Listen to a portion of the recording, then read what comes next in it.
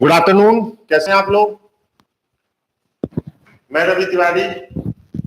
आज थोड़ी सी जो है व्यस्तता ज्यादा थी और कहीं व्यस्त होने के कारण मैं थोड़ा सा आपके बीच आने में लेट हो गया। और क्या आप मुझे सुन पा रहे हैं? आवाज आ रही है? बताएं। चलिए, आवाज आ रही है? गुड आफ्टरनून, आवाज आ रही है? क्या आवाज आ रही है बताएं। ओके, वीडियो साफ है। आइए देखिए, कल हम लोगों ने जो है स्टेटमेंट आर्गुमेंट्स को खत्म किया था। हम लोगों ने अच्छे से स्टेटमेंट आर्गुमेंट्स को पढ़ा था और आज हम लोग एक नया टॉपिक डिस्कस करने चल रहे हैं, वेन डायग्राम। पहले मैं कुछ चीजें आपको क्लियर कर दूं। वेन डायग्राम जो टॉपिक है ये हम लोगों को दो भागों में पढ़ना है ना। जो हम लोग वेन डायग्राम में पढ़ रहे हैं टाइप 1 है, टाइप 1 है, और इसका टाइप 2 हम लोग इसके बाद पढ़ेंगे। इसका मतलब ये है वेन डायग्राम दो भागों में पढ़ना है, जिसका टाइप 1 हम पढ़ रहे हैं। देखिए, एक विद्वान थे जॉन वेन। एक विद्वान थे जॉन वेन। जॉन वेन ने कहा कि जब हमें दो या दो से अधिक आंकड़ों का अध्ययन करना हो तुलनात्मक। फिर सुन लीजिए, एक विद्वान थे जॉन वेन। जॉन वेन साहब ने कहा कि जब हमें एक या एक से अधिक व्यक्तियों, एक या एक से अधिक समूहों से संबंधित आंकड़ों का तुलनात्मक अध्ययन करना हो, कंपैरिजन करना हो, तो हम उस कंपैरिजन को अलग अलग हिसाब से करते हैं। जरूरी नहीं हम टेबल बनाएं, हम उसको ज्यामितीय आकृतियों द्वारा भी कंपेयर कर सकते हैं। फिर से सुने मेरी एक बात। एक विद्वान थे जिनका नाम था जॉन वेन, है ना। उन्होंने कहा दो या दो से अधिक व्यक्तियों, दो या दो से अधिक समूहों के तुलनात्मक अध्ययन को हम ज्यामितीय आकृतियों द्वारा भी दिखा सकते हैं। चूंकि ये वर्णन जॉन वेन साहब ने कहा था, तो इन्हीं के नाम पर हम इस टॉपिक को वेन डायग्राम या लॉजिकल वेन डायग्राम कहते हैं। चूंकि जॉन वेन साहब ने बताया था, इसी के नाम पे हम इस टॉपिक को वेन डायग्राम या लॉजिकल वेन डायग्राम कहते हैं, जिसमें हमें दो टाइप पढ़ने हैं। पहला टाइप हम लोग आज क्लियर करने इसका चल रहे हैं, पहले टाइप को हम लोग पढ़ रहे हैं। आइए, एक क्वेश्चन लिखा है, देखिए।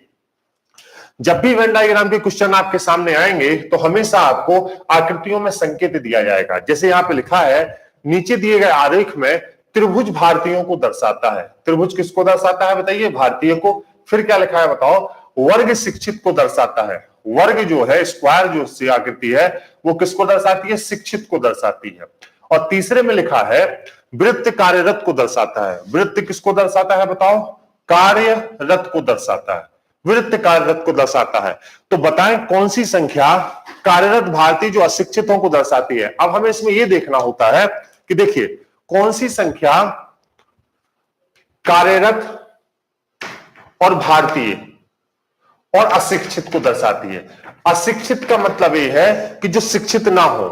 चूंकि वृत्त शिक्षित को दर्शाता है और अशिक्षित का मतलब कि शिक्षित ना हो, तो हमें एक ऐसी संख्या चाहिए जो भारतीय भी हो, कार्यरत भी हो, लेकिन शिक्षित ना हो। क्या हो? अशिक्षित हो। आप मुझे गौर से बताइए कि कार्यरत को कौन दर्शाता है? वृत्त। और भारतीय को कौन दर्शाता है? त्रिभुज। और शिक्षित को कौन दर्शाता है? वर्ग। हमेशा ध्यान रखिए, हमें एक ऐसी संख्या चाहिए जो त्रिभुज में और वृत्त में तो हो लेकिन वर्ग में ना हो। तो आप गौर से देखिए, त्रिभुज में और वृत्त में तो हो लेकिन वर्ग में ना हो। कौन सी संख्या है बताइए? 2। तो हमारा उत्तर क्या होगा बताओ? 2। तो यहां पे हमारा उत्तर क्या होगा? 2। आसान पोर्शन है, थोड़ा सा जल्दी जल्दी डिस्कस करते हैं। क्वेश्चंस आपसे पूछे जाते हैं, हमें बताना है, बताएं कौन सी संख्या कार्यरत भारतीय जो अशिक्षित हो, अशिक्षित का मतलब शिक्षित ना हो, को दर्शाती है। तो कार्यरत वाली आकृति में होना चाहिए, मतलब त्रिभुज में होना चाहिए, और कार्यरत वाली आकृति में होना चाहिए मतलब वृत्त में होना चाहिए, और भारतीय वाली आकृति में होना चाहिए मतलब त्रिभुज में होना चाहिए, लेकिन वर्ग में नहीं होना चाहिए। लेकिन वर्ग में नहीं होना चाहिए। तो हमारा उत्तर क्या होगा? 2। आइए अगले सवाल पे चलते हैं। एक और सवाल आपके सामने लाते हैं। आसान सवाल है, थोड़ा सा जल्दी जल्दी प्रैक्टिस करते हैं। अब आप लोग बताएंगे, दी गई आकृति में त्रिभुज लड़कियों को एवं आयत खिलाड़ियों को और वृत्त कोच को प्रदर्शित करता है। तो आकृति के किस भाग से ऐसी लड़कियों का बोध होता है? ध्यान से पढ़िएगा, लड़कियों का बोध होता है जो खिलाड़ी तो है पर कोच नहीं। खिलाड़ी तो है पर कोच नहीं। उत्तर आप लोग करेंगे, आसान टॉपिक है इसलिए आंसर आज आप लोग करेंगे। बताएं।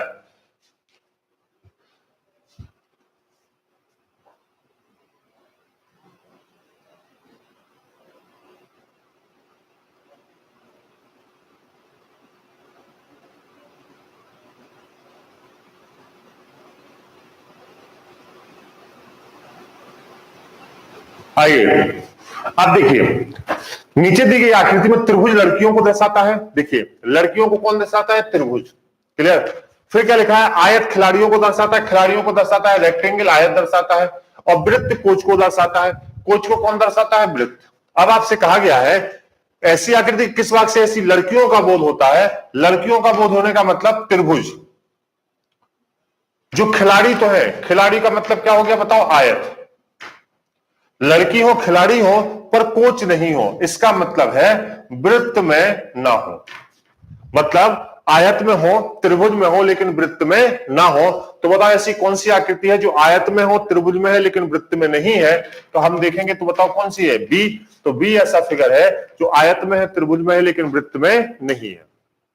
आयत में है, त्रिभुज में, लेकिन वृत्त में नहीं है। क्लियर है? आइए, क्लियर है? बोले।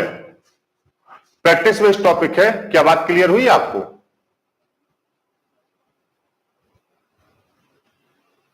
क्लियर है? ओके, आगे बढ़ते हैं। तीसरा सवाल एक और लिया है, इसका उत्तर जल्दी से आप करें।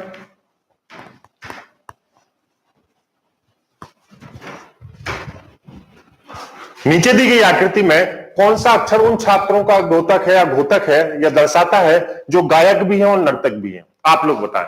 देखिए छात्र भी है, गायक भी है और नर्तक भी है। उन छात्रों को घोतक है जो गायक भी है, नर्तक भी है और छात्र भी है। छात्र भी हो, गायक भी हो, नर्तक भी हो। बोले।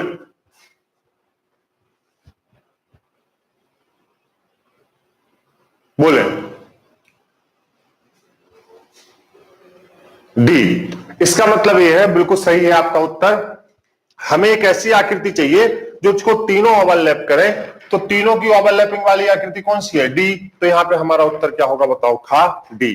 भाई छात्र भी हो, हाँ छात्र भी हो और नर्तक भी हो, और बताओ क्या है? गायक भी हो। तो ऐसा उत्तर हमारा कौन सा होगा बताओ? डी होगा। तो हमारा आंसर कौन सा है बताइए? डी है। आइए और आगे बढ़ते हैं, और आगे बढ़ते हैं। अब आप लोग उत्तर करें। बोले। अब आप लोग उत्तर करेंगे, मैं कुछ ना तो पढ़ूंगा ना तो कुछ बोलूंगा, बताएं।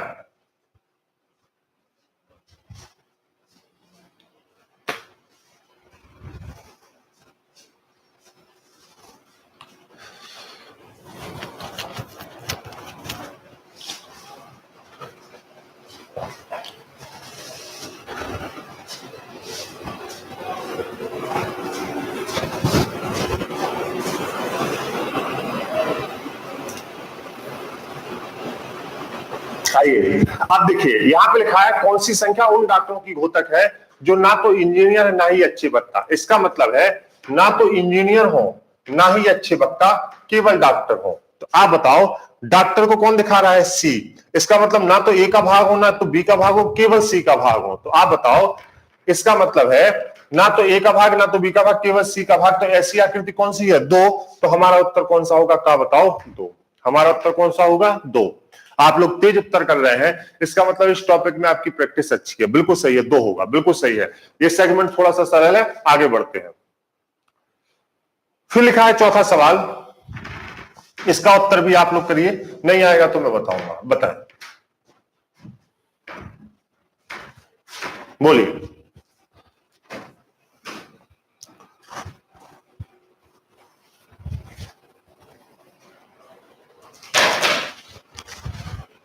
बताएं।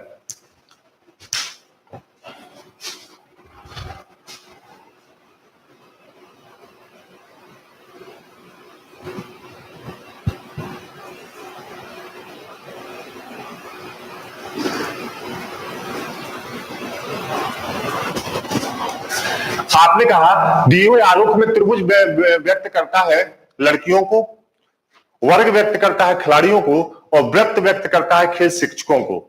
लड़कियों को व्यक्त करने वाले आरेख के अंश में जो लड़कियां भी हो, खिलाड़ी भी हो, लेकिन खेल शिक्षक ना हो। लड़कियां भी हो, खिलाड़ी भी हो, खेल शिक्षक ना हो। तो बताओ खेल शिक्षकों को कौन व्यक्त करता है? हाँ, और वृत्त व्यक्त मतलब वृत्त में ना हो, है ना, और त्रिभुज में हो और आयत में हो। तो ऐसा कौन है बताओ? बी। तो हमारा उत्तर क्या हो जाएगा बताइए? बी हो जाएगा, दूसरा हो जाएगा। तो हमारा उत्तर क्या होगा बताइए? बी होगा। और आप लोग सब लोग एकदम जो है लाइन से सही कमेंट कर रहे हैं, बी। वेरी गुड, सही है। अगले सवाल पे चलते हैं। ये आसान सवाल है ना? और इसी तरह के सवाल आपसे पूछे भी जाएंगे। आइए ये बताइए, इसका उत्तर क्या है? बताएं।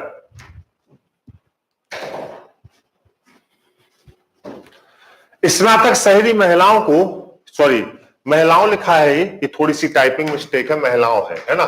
स्नातक शहरी महिलाओं को कौन सा क्षेत्र निरूपित करता है? स्नातक हो, शहरी हो और महिलाएं हो। गौर से देखिए, स्नातक हो, शहरी हो, महिलाएं हो, उद्योगपति ना हो। बताएं। स्नातक, शहरी, महिला तीनों हो। बताएं क्या आंसर होगा? ये 7 आंसर कौन कर रहा है? खुशबू राय जी। 7 आंसर गलत है, 5 आंसर होगा। 5 इज द करेक्ट आंसर। आप लोग बिल्कुल सही आंसर कर रहे हैं, 5। Very good, 5 is the correct answer, एकदम राइट है, 5 सही है। आइए, 5 is the correct answer.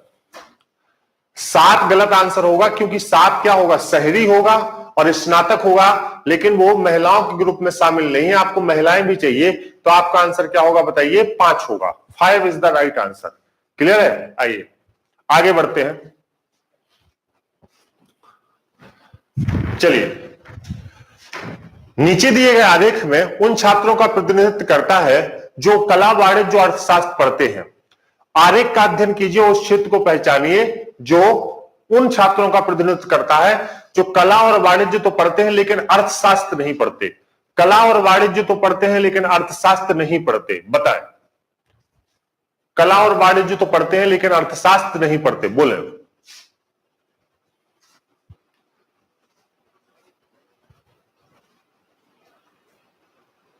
M.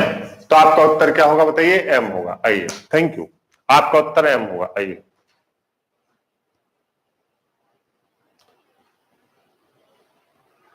निम्नलिखित आकृति में वरिष्ठ व अनुशासित लड़कों को कौन से अंक प्रदर्शित करते हैं? बताएं। वरिष्ठ हो, अनुशासित हो, लड़के हो। गौर से देख लीजिए, वरिष्ठ हो, अनुशासित हो, लड़के हो, लड़कियां ना हो। वरिष्ठ हो, अनुशासित हो, लड़के हो, लड़कियां ना हो। बताएं।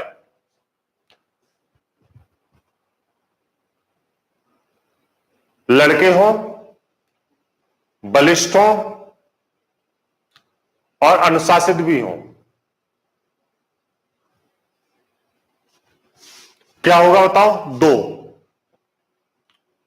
बिल्कुल क्या होगा बताओ? 2 होगा। बलिष्ठ भी है, अनुशासित भी है और लड़के भी हैं। तो आपका उत्तर क्या होगा? 2 खा। बिल्कुल, वेरी गुड, सही आंसर। आपका उत्तर 2 होगा। आप लोग इस टॉपिक का आंसर बहुत तेज कर रहे हैं, इसका मतलब प्रैक्टिस अच्छी है आपको इस टॉपिक की। आइए, इस टॉपिक्स में कुछ पढ़ने के लिए नहीं है, बस प्रैक्टिस के लिए है। आइए अब आप इसको देखें। चित्र में त्रिभुज डॉक्टर को, वृत्त खिलाड़ी को और आयत कलाकार को प्रदर्शित करता है। कितने डॉक्टर ऐसे हैं जो खिलाड़ी और कलाकार दोनों हैं? कितने डॉक्टर ऐसे हैं? तो मतलब डॉक्टर तो होना ही चाहिए और खिलाड़ी भी और कलाकार भी हो। कितने डॉक्टर ऐसे हैं जो खिलाड़ी और कलाकार दोनों हैं? बताएं। 4। इतना तेज उत्तर आप कर रहे हैं कि क्या होता है? वेरी गुड, शाबाश। 4 उत्तर होगा, एकदम सही उत्तर आप लोग कर रहे हैं। आपका उत्तर क्या होगा? 4 होगा। Very good, 4 is the right answer. Thank you. आइए, 4 इज द राइट आंसर। अगले सवाल पे चलते हैं। निम्नलिखित आरेख का कौन सा भाग गर्म तथा चमकीले ग्रह को प्रदर्शित करता है? गर्म तथा चमकीला ग्रह, आसान क्वेश्चन है, साफ साफ दिख रहा है। क्या होगा बताएं? गर्म और चमकीला ग्रह, बताएं।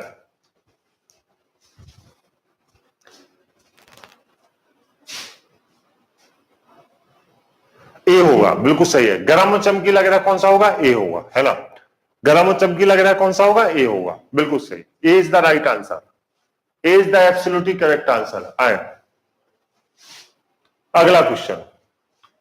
निम्नलिखित आरेख का कौन सा भाग आकर्षक, सस्ती एवं उपयोगी योजनाओं को प्रदर्शित करता है? गौर से देखिए, आकर्षक, सस्ती एवं उपयोगी योजनाएं। बताएं। आकर्षक, सस्ती एवं उपयोगी योजनाएं, बोलिए क्या होगा?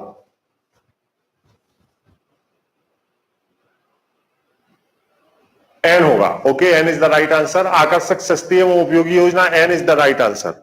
आइए, N is the correct answer. N is the correct answer, एकदम सही है। आकर्षक, उपयोगी तथा सस्ती योजना, N is the correct answer. Thank you so much. आइए, निम्नलिखित आरेख का कौन सा भाग मोटे तथा कंजूस लोगों को व्यक्त करता है? मोटे तथा कंजूस लोगों को व्यक्त कौन करता है बताएं? मोटे भी हो कंजूस भी हो, बोलिए।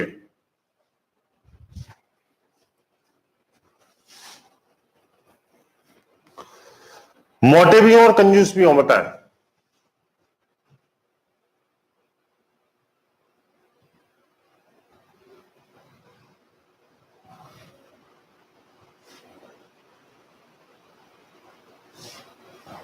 मोटे और कंजूस दोनों कौन से होंगे बताओ?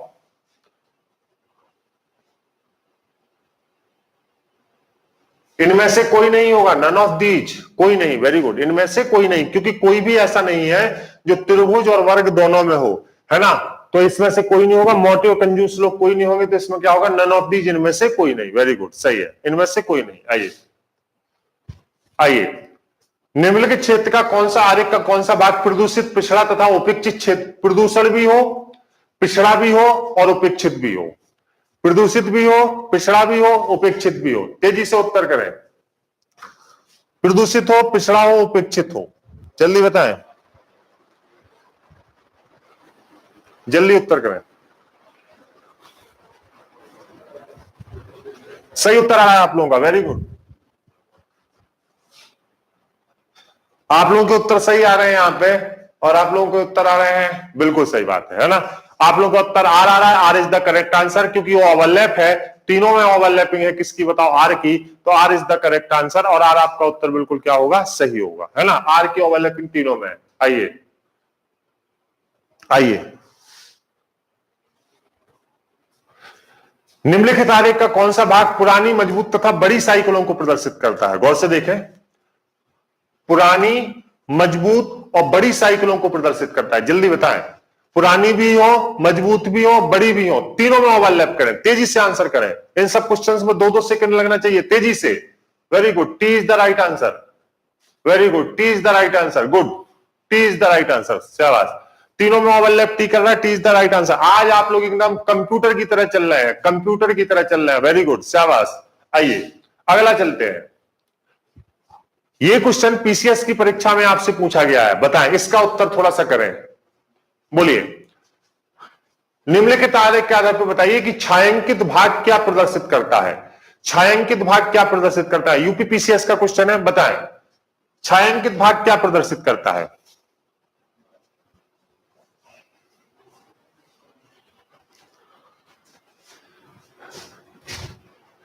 बिल्कुल सही है, 2 इज द राइट आंसर। नहीं, छायांकित भाग तीनों को प्रदर्शित करता है, तीनों को प्रदर्शित करेगा, सी होगा, सी होगा। क्योंकि देखिए छायांकित भाग में तीनों आकृतियां मर्ज है, तीनों का कुछ ना कुछ भाग छायांकित हो रहा है, तो वो हानिकारक दवाओं को भी लेगा, महंगी दवाओं को भी लेगा और विदेशी दवाओं को भी लेगा। C is the correct answer, C is the correct answer. Okay, C is the correct answer. आइए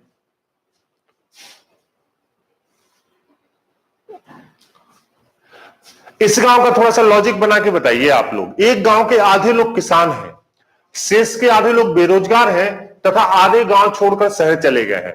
गांव में बचे शेष लोगों का प्रतिनिधित्व निम्न में से कौन सा आरेख कर रहा है? एक वृत्त को 100% माना गया है, बताएं इसका उत्तर करें, पहले सही करें, इसका उत्तर सही करें। सी इज द रॉन्ग आंसर। क्या लिखा है गौर से पढ़िए, गांव में बचे शेष लोगों का प्रतिनिधित्व कौन सा कर रहा है? C is the wrong answer, C is the wrong answer, C गलत है, सी गलत है। D is the right answer, D is the correct answer. D D D D D for doctor, घा, D is the correct answer. मैं समझाता हूं, इस सवाल में कंफ्यूजन है। देखिए देखिए, अगर हम एक सर्किल को 100% माने, इसको हम लोगों ने 100% माना, तो हमसे क्या कहा गया? एक गांव के आधे लोग किसान हैं, तो आप बताओ 100% का आधा कितना हुआ? 50%। तो 50% लोग तो किसान हो गए, ये किसान है। एक गांव के आधे लोग किसान है, 50% लोग क्या है बताओ? किसान है। फिर क्या लिखा है?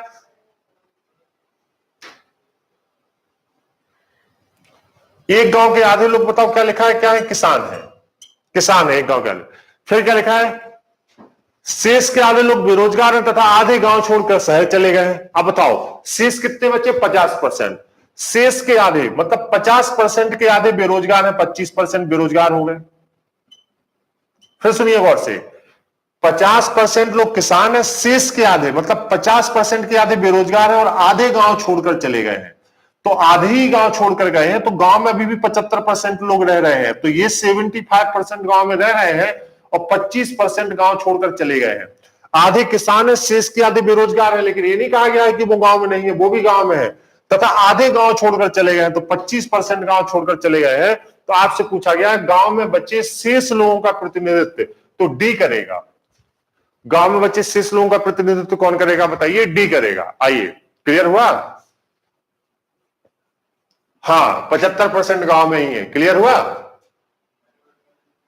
क्लियर हो गया। Okay, thank you.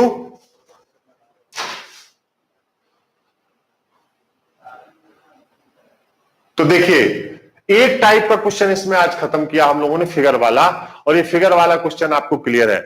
आज की क्लास थोड़ी सी लेट है इसलिए छोटी ही ले पाऊंगा, और सेकंड टाइप के क्वेश्चन आपके साथ कल डिस्कस करूंगा। आज थोड़ा सा लेट हूं इसलिए आपकी 20 मिनट की क्लास ले पाया हूं।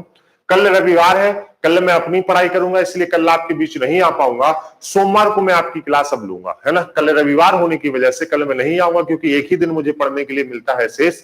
तो कल दिन भर मैं अपनी पढ़ाई करूंगा, सोमवार को मैं आपके बीच फिर आऊंगा, है ना। सोमवार को हम लोग इसके टाइप 2 पर बात करेंगे। अब हम लोगों के बहुत टॉपिक नहीं बचे हैं, जल्दी हम लोगों का रीजनिंग का टॉपिक खत्म हो जाएगा, है ना। आइए, तो अब चला जाए। आज के लिए इतना ही। थैंक यू सो मच, और आप लोग अपना ख्याल रखें, पढ़ते रहें, मस्त रहें। आज थोड़ा सा जरूरी निकलना है इसलिए यहीं पे आज की क्लास खत्म करते हैं। क्लियर है? ओके।